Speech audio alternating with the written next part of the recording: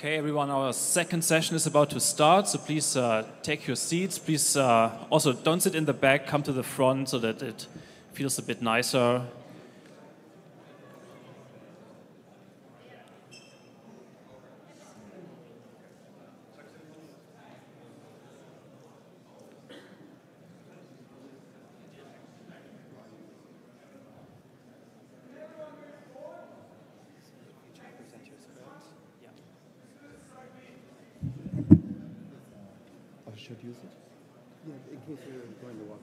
So this second session, we will have invited talks by Dieter Fox, Oliver Brock, and Peter Abil. And welcome back, everybody. And please join me in welcoming Dieter Fox from the University of Washington. And he'll be talking about deep learning for tracking and intuitive physics. Thank you, Dieter.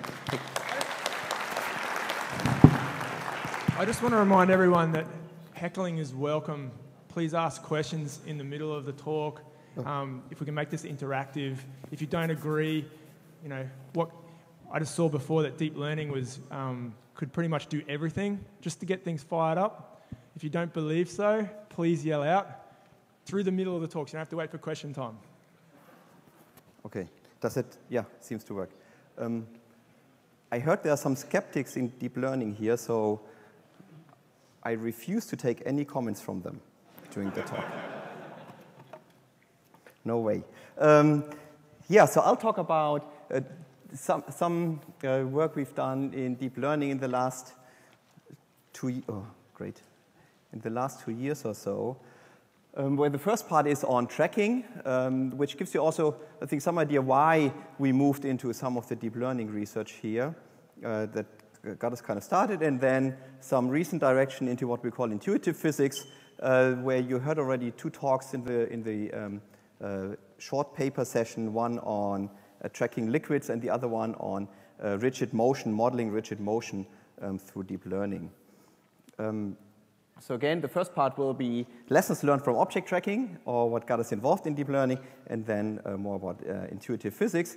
Just as some background, so where we came from was really from a very strong model-based background, right? Where we looked at, for example, here is some building a 3D map, for example, of a wet lab using a depth camera, where the idea is really you have a very strong, nice model of how the sensor generates the data, and then you use this to optimize it against your data stream, and then generate, for example, a 3D model like this one here, right? And with these kind of model-based approaches, you actually get pretty far. Here's another example of the same kind of spirit of work. That was work with Richard Newcomb. I'm sure some of you might have seen this already, the dynamic fusion work, where in the lower right, we're generating a 3D model, surface model of the person in real time from a depth camera as she's moving in front of the camera. And again, this is just another nice example of kind of what you can do with model-based approaches, right? You have a strong model of your sensor, and you're optimizing of the likelihood of your data, and then you come up with pretty decent results, I think. Then on the tracking side, we used a similar approach that was called this DART, that was also presented here at RSS at some point, where the idea is we want to track articulated objects like people, hands, robot manipulators, or even, let's say, drawers and cabinet doors and things like that in a scene, and we represent them by nice like 3D part models, which are the signed distance functions, the same as used in Kinect Fusion. And then the idea is to use these functions to model them, to match them against the data that you're observing with a 3D camera. And here's just one example, for instance, how we can use this to track a hand on the left side, and on the right side you see kind of a person doing some experiment in the wet lab. And the main advantage, I think, of these techniques is on the one hand side that they are extremely general. They make only minimal assumptions about the specific setting you're in, which means if you want to move from tracking a hand on the left side to tracking a person, all you have to change is more or less a 3D model, okay? And now you can track a person with the same algorithm, okay? So the input is just kind of the model, and then we can track it, okay? So this is just to highlight some of the advantages of this model-based view, I think. And we see this also kind of related topics, of course, in control, where you have strong model-based control, reasoning about contact points and all of these kind of things, okay? Another, I think, main advantage of model-based techniques is that I also want to highlight in the context of this tracking work is, for example, how we can reason about contexts in the world, how we can incorporate physics-based knowledge into these systems. So here's an example of a robot manipulator where we're trying to track the hand of a robot manipulator and the object it's picking up. So here you can see, it's kind of a simulation just, but you can see a top view. Now the black dots are observations by a depth camera, for example, looking at the hand of the robot, right? Kind of an egocentric view. And you can see that the points, the observed black points, don't really match the model. And what we want to do in tracking is to match the model into the data. Okay, so to align them against each other. And using these kind of 3D model-based techniques, we can nicely do something similar to iterative closest point, but in an articulated scene approach. So here you can see now where we're coloring these points by the distance from the model, and then we can come up with optimization procedures to minimize that distance. And here the distance is color-coded.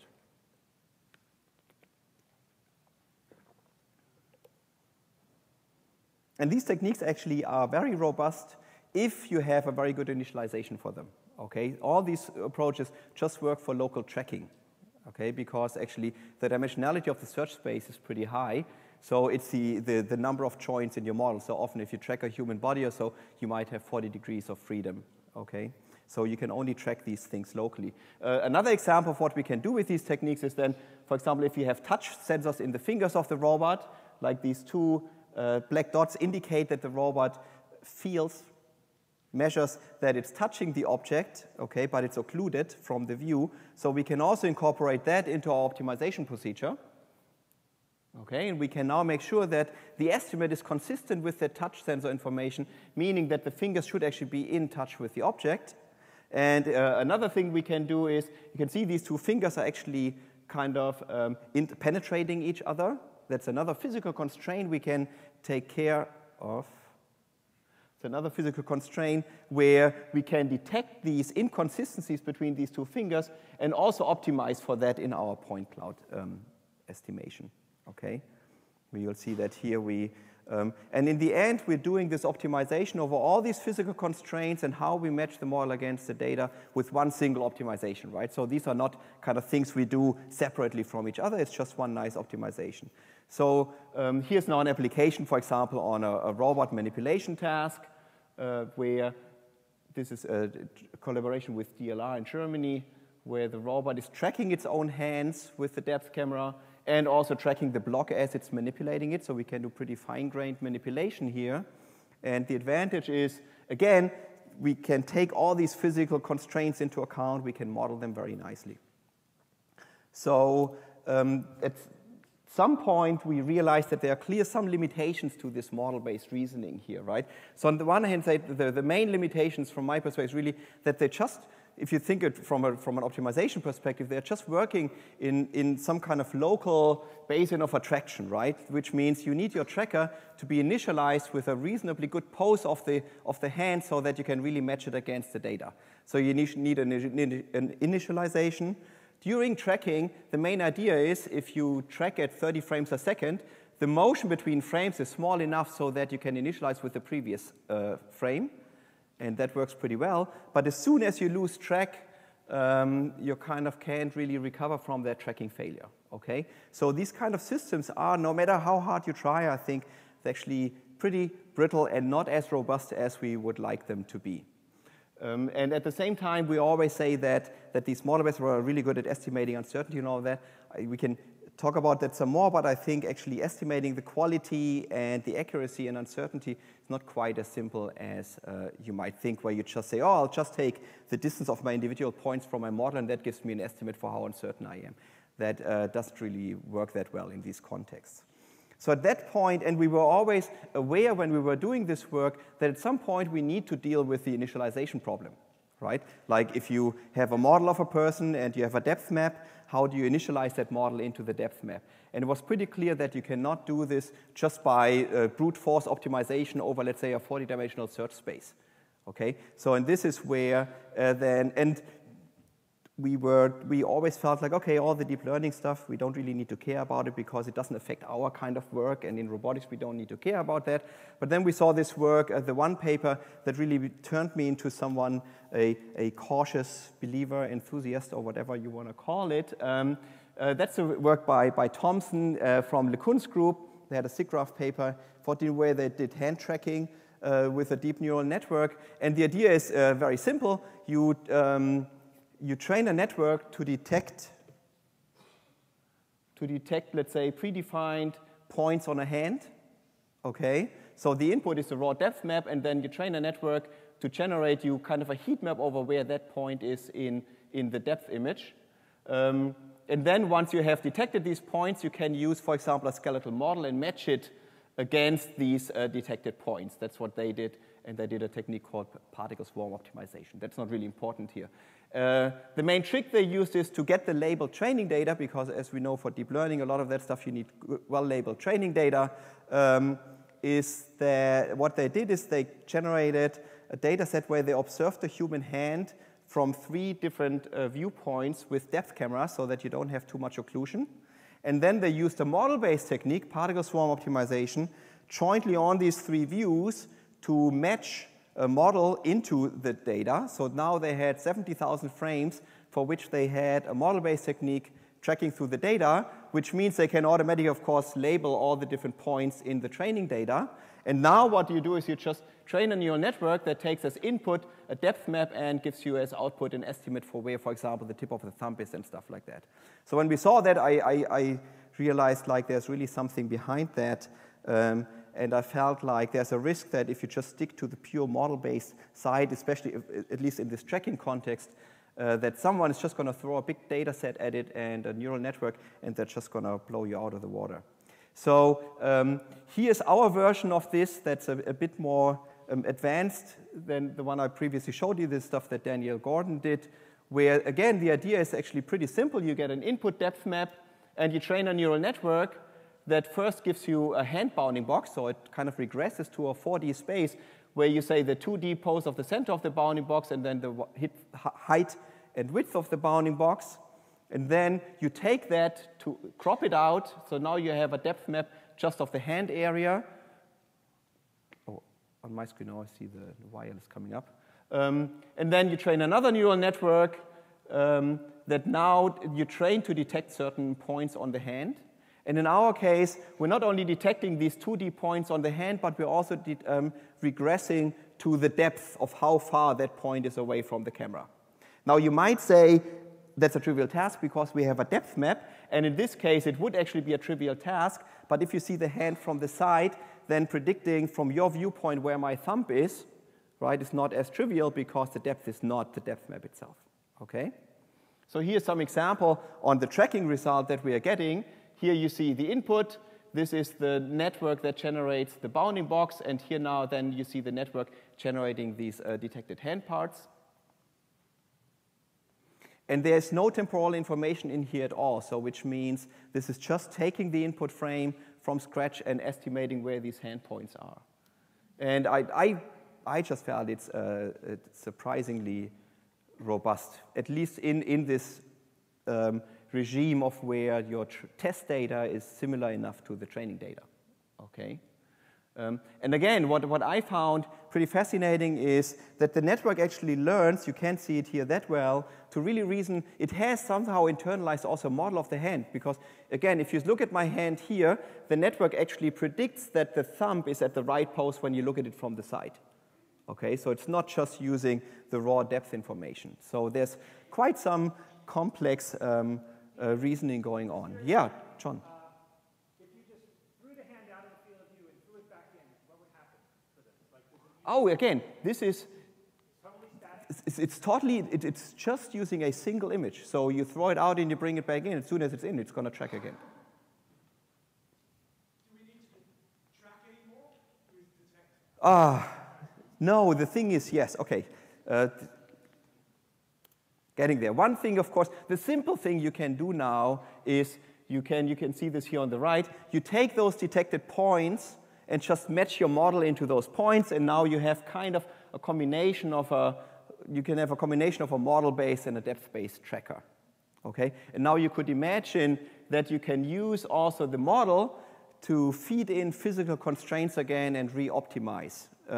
Often people do something like that, but it's often seen as an afterthought, which means you do your detection with your neural network, and then you do your model-based approach to do some local matching. I think there's still a lot of work to be done, and we have some ideas on how to do this, where we need a much tighter integration between the model-based approach and the detection-based approach. Okay, so there's some really interesting questions here on how you can leverage the deep learning side or whatever. You can also use deep learning, random forests. You can also use random forests for a lot of this kind of stuff here, of course, right? So I'm not saying this can only be done with a neural network. Okay, but yeah, do we need tracking? I don't know. For this kind of stuff, you can go very, very far with just frame-by-frame estimation. And I think actually in this regime, it's more robust than a model-based approach. Okay, but again, I think the combination of those is getting really interesting. And especially now, where you want to move is, of course, reasoning about interactions with objects, right? So now, do you want to train a network for every new object or not, right? And I think that's not where you want to go. So this is where the model-based techniques might come in again and might become more important. But I think a pure model-based approach is going to have a very hard time without any kind of data association that is guided by learning. So speaking of data association, there's this other line of work that Matthew Tanner is pursuing, where the idea is how can we generate training data to learn, in this case, networks for data, so to perform data association. So in the previous slide, you've seen that we can use kind of define certain points on the hand, for example, and then train a network to regress to those. What we want to do here is we would like to learn to do data association in a dense way, which means not depending on feature points, but being able to relate any point on his body, for example, on the shoulder or so, to a point in a different video or something like that, right? To match shoulder to shoulder. So what we did here was the following. Here is a scene of Tanner where he actually went out 60 scenes to collect a video of himself, a depth camera video. Here you can see a dynamic fusion model that we built from that video. And again, dynamic fusion is purely model-based approach, no learning in here. We can now use that model to label any point on the model. Here you can see this little blue dot. Okay? We can label any point on the model, and we can track it through the video from which the model was generated. You can see that here on his forehead. Okay? So dynamic fusion gives us now pixel-wise, accurate data association across the video. Okay? Now, what you can do with this is you can train a Siamese neural network, okay, where the idea is we want to learn an embedding, which means we want to learn a feature space, okay? And the feature space is trained such that, let's assume we take a portion of an image, a patch of an image, okay? And I show you two patches from two images looking maybe at the same scene. And the features they are matched to are trained such that if they look at the same point on the model, they should be very close in the feature space. And if they don't look at the same point in the model, then they should be a margin apart. Okay? So it's just an embedding learning technique. Okay? So again, what we're doing is we feed in two image patches, and we can, from the training data, we can determine whether they looked at the same point in the model or not. If they look at the same point, the network should be trained to generate in this case, 3D embedding that puts them near each other and otherwise separates them apart. Okay? And so this can be trained in a fully unsupervised way where the supervision only comes through the model-based approach. Okay? So now what you can do with this is the following. Here's two videos, two images of Tanner, and here he labeled 2 points on his neck, and here different points, or here on his head. And what you can do is you can now, for that pixel, you compute its feature embedding, okay, in this embedded space. Let's say it's a 3D space. And you can compute the feature embedding for every pixel in this image. And you can check out the similarity between those and can see whether this pixel is the most similar to that pixel in this image. Because if you learn the data association correctly, then the most similar pixel in this image should actually be this one. Okay? What you see here is in red all the pixels in the right image that are labeled closer to this one than the correct one. Does that make any sense?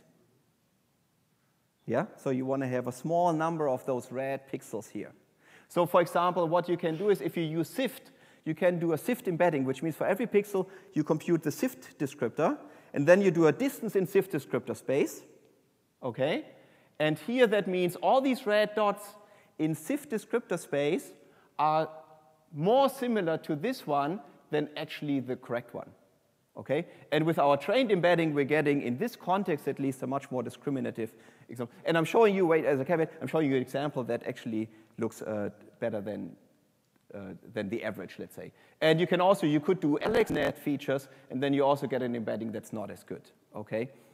And maybe in the discussion we could, so we did some more experiments where we looked at 50 cross-video matchings, and we're getting actually far more discriminative results with the learned features versus SIFT features, for example, or AlexNet. Okay? And given time, I'm not going to go into the details, but feel free to ask me those in the discussion. Okay? Yeah?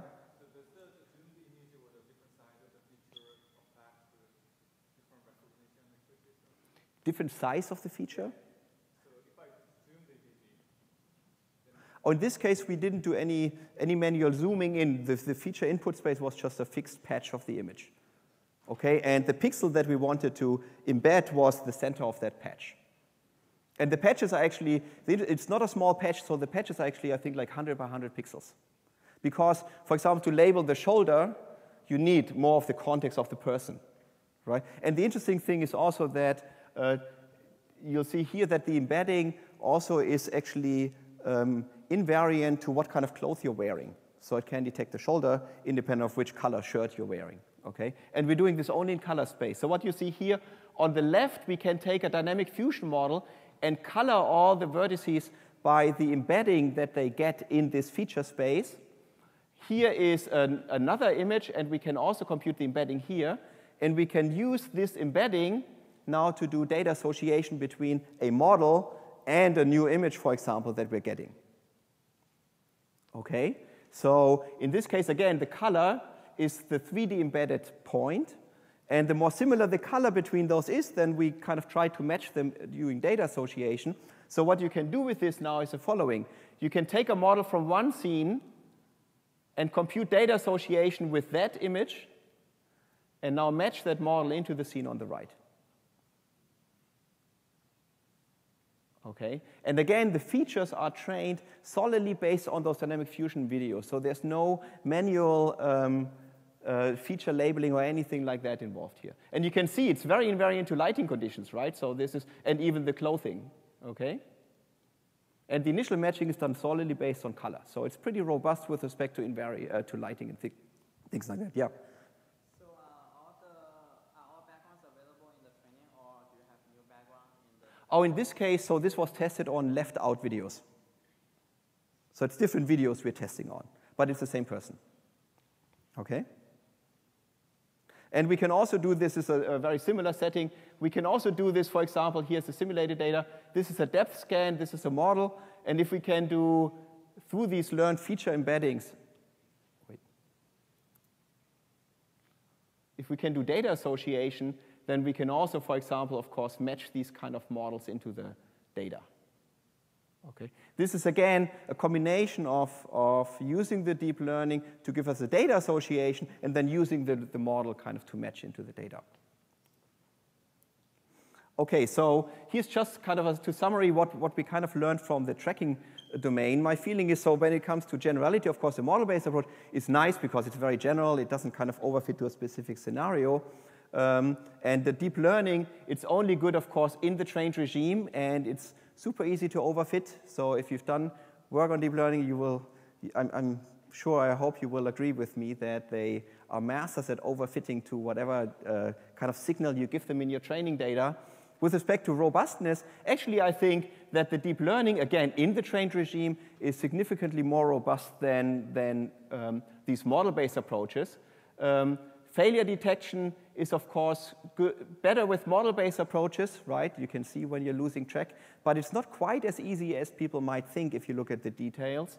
Failure detection, of course, in deep learning, as we all know, is still a big problem. They don't really give us uncertainty estimates, right? Then on the training, there's not much training involved on the model-based approaches, but again, major training effort on the deep learning. But there are, I think, interesting ways of leveraging the model-based approaches to do this.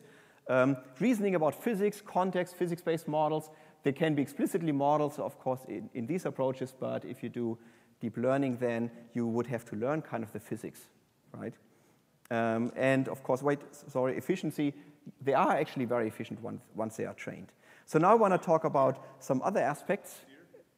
And I hope, yes? So everything on the right-hand column could be said about any function approximation scheme. And you mentioned random forests and random projections have been shown to be equivalent.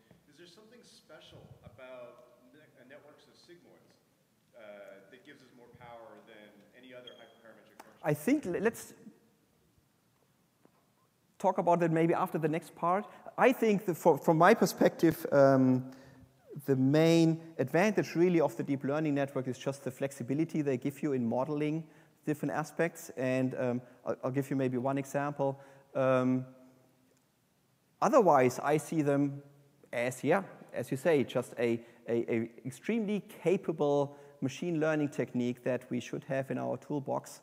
And I will not argue for saying that it'll be just a big network that's going to solve all our problems. But let's discuss it a bit more after the next part. Okay. I have like five minutes. Can I quickly go through? Okay. So I think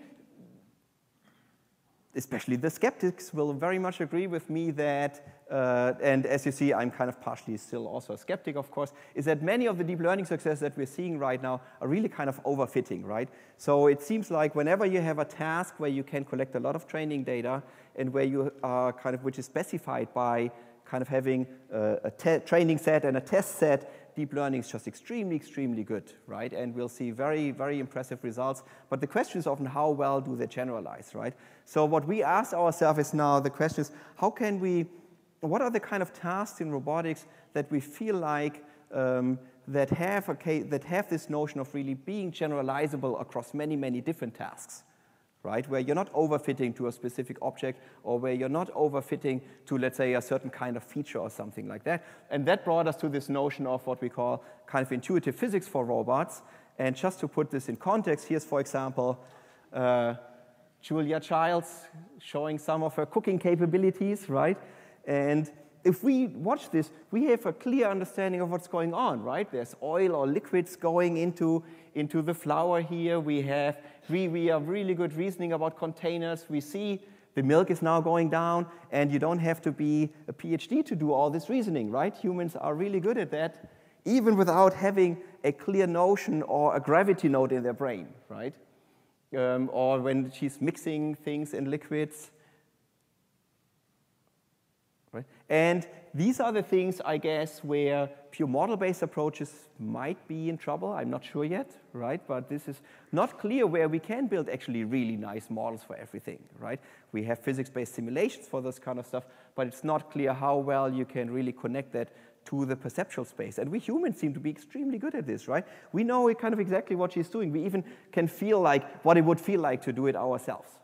Okay? Or here's another example where she's actually talking about this cool magnetic knife thingy, right? And it's kind of sticking to the wall. And we look at it and we know, like, oh yeah, so, and when you hear the sound, you even hear it clucking there. So we know that typically the knife would fall down, but when we see this, oh yeah, so there's got to be something there, even without knowing anything about magnetism, right? So we really have this notion of understanding what's going on in the physical world. So intuitive physics, what I mean by this is this notion that we have a really good intuitive understanding of how things evolve in the physical world, right? And also how we can achieve change so that we can achieve a certain goal configuration of things, right? Like how do we control things?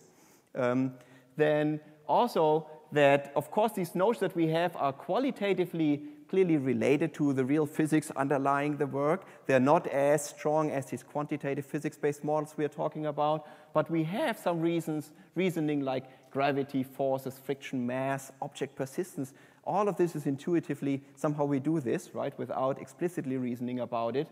And the key trick here is, I think, that these models turn out to be that they're good enough for control because we do closed-loop control on everything, right?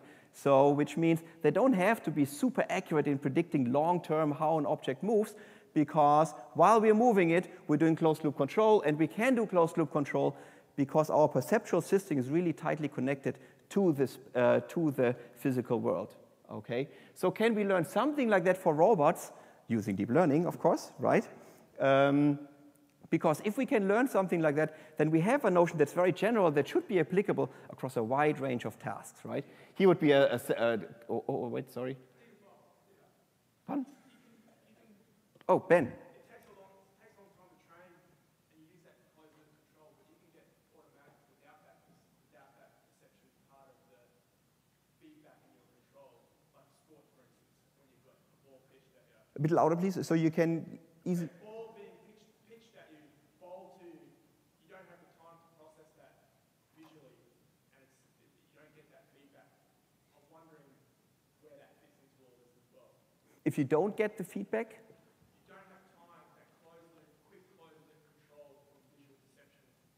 well, then somehow I guess you need models that are just good enough to be predictive enough across that gap, let's say, right? So I'm not saying we do everything we do is just really closed loop, visual servoing or control or things like that. But we clearly have models that we can use to predict how things change in the world, right?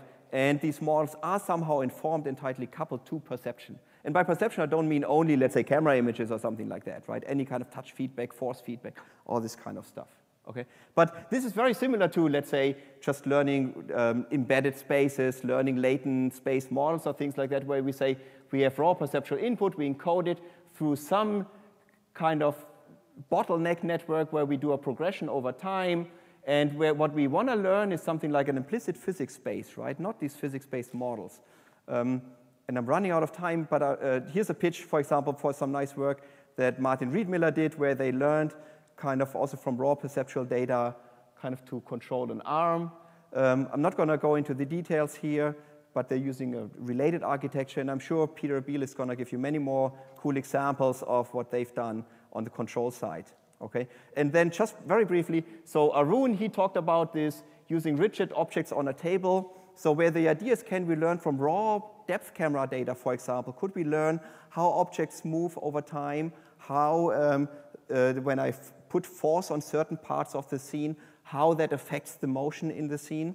And here we developed a network where the input is just a 3D point cloud of what you see and kind of a force that we are applying. And the network learns kind of an object mask of what objects move, and also it learns an SE3 motion for each object. And it turns out that this is actually not quite as trivial as you might think. So what we get then out of this is, where this is the input image, the network predicts a mask of which objects are moving. So there's a ball, in this case, moving through the scene. And we are predicting a motion for the pixel-wise motion in the scene. And that is then the output generated by the network. Here are different versions of the network, where this is here ground truth. And in the interest of time, I'm not going to go into details here. But interestingly, the network in the training phase, there was no notion of objects. It was just given pixel-wise supervision. And the network learns to mask out objects that are moving. And it actually also learns, so this is the mask generated by the network. And again, this was not given in the supervisory data in the training. And it also needs to learn kind of where you touch the object so that you get the right kind of motion and things like that, okay? And then also we're looking at this in the handling liquids, and Connor just talked about this, where we just try to see is how could we use these networks to learn to predict water and how water behaves, how liquids behave. This is kind of the training data that we're getting right now through a thermal camera. This is the thermal camera, and this is the automatic labeling we get for that data. Okay? And we can now train a neural network to detect water, more or less. And again, Random forest might be able to do that as well. I'm not going to tell you it's impossible. But interestingly, we're also reasoning about water that you cannot see. So the model really learns temporal aspects of how water behaves. So here, for example, the water is pouring into this bowl, and there's no water visible, but the network actually learns to reason about that. And as a caveat, I totally agree, this is still a lot of overfitting going on, but I think it at least shows that there's quite some potential here. So let me now summarize, and then we can have the heated discussion. So I see deep learning as just kind of a really flexible and expressive framework for learning from raw data. And I think these capabilities of learning from raw data is really something that we didn't have before, right? There was a lot of manual tweaking going on. I think that really if you have recognition and control tasks where you have a lot of kind of training data that you can generate, that these techniques will be in the next years, will clearly dominate, especially on the recognition side, right? And even I do not believe that there will be kind of the monolithic kind of big network that's going to solve everything for us. But I think they will become actually pretty crucial components of different systems that we are building. And I think even the skeptics should have in mind which parts of the system they might be good for learning, right, and for training. We clearly need to be very careful about overfitting, right, both with respect to data sets and the task we're looking at, because again, these networks are masters at overfitting to any signal you give them. Oh yeah, actually there's always this question about how do you get labels for the data. In robotics, because we're dealing with tasks and temporal evolution, the next time step, if you want to learn a predictive model, the next time step gives you actually the supervisory data for your network. So we can start training networks in this kind of self-supervisory way, right? So that's actually an advantage over just labeling images or something like that. From my perspective, some open questions clearly is how can we combine model-based, deep learning-based techniques? How do we get uncertainty? We all agree that's a big problem, of course. Yeah, how can we really generalize across tasks? How can you build a network that is good at one task, and now if you train it on a new task, how can you avoid that it unlearns what it learned on the previous tasks? Right? There's clearly some structural questions on how we can do that, and that also motivates for us going to this intuitive physics reasoning because it's a nice test case for these kind of things. There are big risks, I think. Right now, we don't really have a good understanding for how these networks really work, why they really work, what is the right way to train them, and how do you collect the data. So I think actually for the grad students here, there's some risk that our grad students are going to be degraded to network designers or so, right? Where you have this huge search space and you're just trying out a network and it doesn't work, and you try a tweak and now it works a little bit better, and then you try something else, and then you try a new data set, and here and there, and at some point you're going to get something where you're 3% better than others, and now you have your paper. But the question is really, how can we avoid that? And there has to be much more understanding of how these networks really work. And also another problem is, of course, with respect to this whole issue is, right now, the company that has the biggest GPU cluster wins because they can do grid search over these network structures that a small lab with just, well, let's say 1 or 5 GPUs per student can't really do. So how can we avoid that? And so we have to think really carefully about what are the kind of problems that we as academics should look at that maybe the big companies don't really look at. Okay, so that's, I think, a big problem. But overall, I think it's a great toolbox to try out new things and also to look at existing tasks maybe just from a new viewpoint and see how can we solve this. Right, so for example, that's motivated for us this intuitive physics kind of work. And who knows? 20 years from now, they might say, you know, there was this time when there were all these crazy people out there who thought we could build models of things, or we would need to build models of things, and could be the other way around too. I don't know. Okay, thank you very much.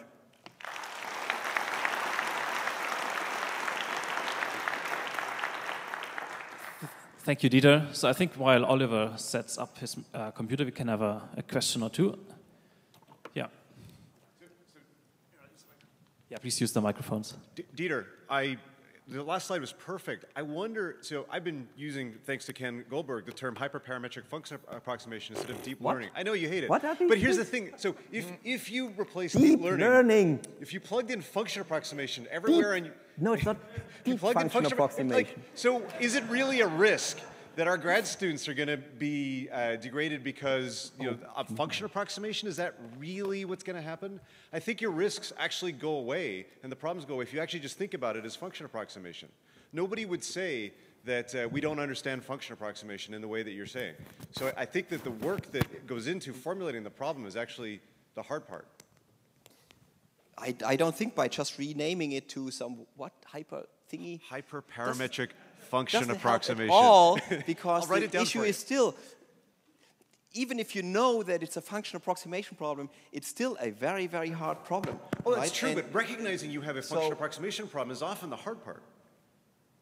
Okay, but we recognize it and it's still hard. So, I'm not sure I see your point. So again, from my perspective, why I got into this was this tracking stuff, right? And there was just such a clear example where I felt like, oh my gosh, if I'm not really carefully looking at that stuff, there's really a risk that I'm working on my model-based approach and for years, and then someone comes along and throws a data set in. But I guess maybe that's a really good example of my point, which is that you didn't realize you needed to approximate a function. You were actually trying to fit the function exactly, and then you were like, I shouldn't do that. I should take the data and try and fit it approximately. And if we think about it as function approximation, but we were already approximating a lot, right? With these models, are all approximative, and we were aware of the noise and all that stuff. And right. So it's not. I don't think it's quite as easy to say. Maybe that's why it's not just function approximation. It's hyperparametric. It's like what? Hyperparametric function approximation. Deep networks. Anyway, well, I'll let Oliver go. We can argue. We can discuss it. I think there's maybe even a panel later or something like that. But all right. All right. So really looking forward to the panel discussion this afternoon. But in the meantime, please join me in welcoming Oliver Brock.